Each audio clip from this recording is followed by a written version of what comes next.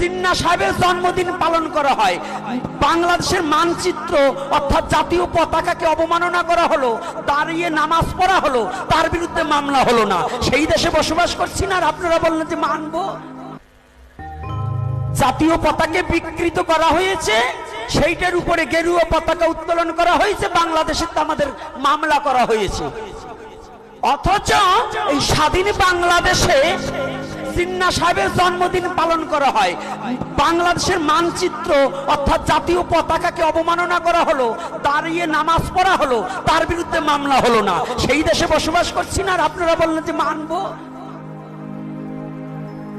কি মানেনি আমরা বুঝি না।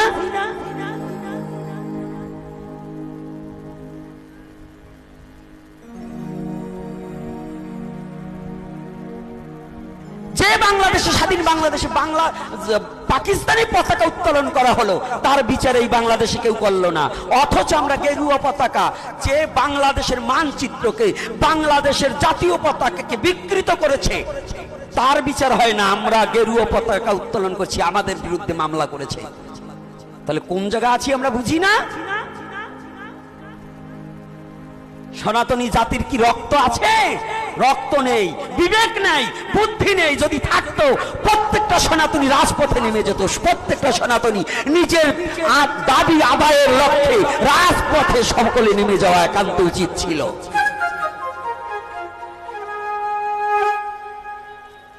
ঘুমিয়ে ঘুমিয়ে খালি ধর্মের কথা, হরে কৃষ্ণ বলো, হরে কৃষ্ণ কয়দিন বলবানে? রাজপথে না গেলে হরে কৃষ্ণ বলার শক্তি পাবা না। এই একদম চুপ এখানে। এই ওই বাচ্চাটাকে, এই বাচ্চা ভাই, কথাটা ভালো করে শুনবেন। তাহলে আমরা কোন দেশে আছি? বিবেকবিহীন, জ্ঞানহীন দেশে এখন বসবাস করছি। কারণ যেখানে সঠিক বিবেচনা করার মতো যোগ্যতার ব্যক্তি খুব কম, নাই তা বলবো না, আছে কিন্তু খুব কম। চিন্ময় প্রভুর নামে মামলা হয়েছে, অজ্ঞাত গং দিয়ে অনেক দিয়েছে, ওটার মধ্যে আমিও পড়তে পারি জানি না। কিন্তু না, যদি এই মামলা প্রত্যাহার না করা হয়, প্রতিটা সনাতনী প্রতিটা মোড়ে মোড়ে রাস্তায় রাস্তায় নেমে যেতে হবে। পারবে কিনা? রক্ত আছে তো না? রক্ত সব বিক্রি করে দেওয়া হয়ে গেছে। সনাতনী কোনো কারো কাছে মাথা বিক্রি করবে না, সনাতনী কোনো দালাল হবে না। সনাতনী জাতির সাথে এবং এই দেশ মাতৃকার সাথে, এই বাংলার মাটির সাথে বেইমানি করবে না। এটা কিন্তু সনাতনীর সচেতন থাকতে হবে। আমরা আইনকে শ্রদ্ধা করব, বাংলার মাটিকে শ্রদ্ধা করব এবং বাংলাকে গর্বের সহিত বলবো আমি বাঙালির সন্তান। আমরা বেঈমানের সন্তান নয়, আমরা বাঙালি সৎ নির্ভীক জাতির সন্তান। যে বাঙালি কাউকে হত্যা করতে জানে না, যে বাঙালি কাউকে অন্যায় করতে জানে না, আমরা সেই বাঙালি, সেই সনাতনী জাতি।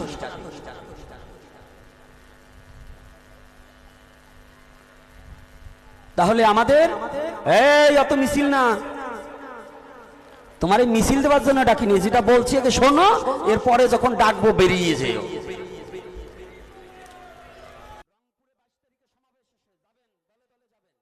নিজের ন্যায্য অধিকার আদায়ের জন্য রাজপথে সদা সর্বক্ষণ লেগে থাকতে হবে। যতদিন পর্যন্ত যে কোনো নির্বাচিত সরকার আসুক আর অন্তর্বর্তী সরকার থাকুক, যতদিন পর্যন্ত সনাতনীদের ৮ দফা দাবি মেনে না নেবে, ততদিন পর্যন্ত মাঠ থেকে আমরা উঠবো না।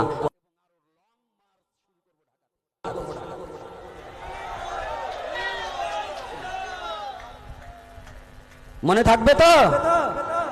নরনারী প্রত্যেকে ঝাঁপিয়ে পড়তে হবে, যতদিন পর্যন্ত সনাতনী জাতির এই ৮ দফা দাবি আদায় না হবে।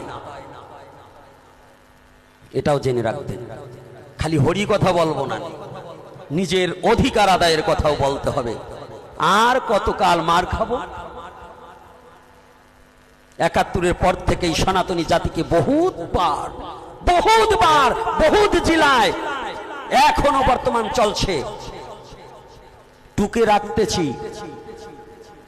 প্রত্যেকটা কথা একদিন না একদিন উত্তর হবে। আমি মরে গেলেও এখন কোনো দুঃখ নেই, হাজার হাজার গোপীনাথ বাংলার বুকে জন্মে গেছে। এরা উত্তর দিয়ে দেবে, এরা উত্তর দিয়ে দেবে, এরা ঘুমিয়ে থাকবে না।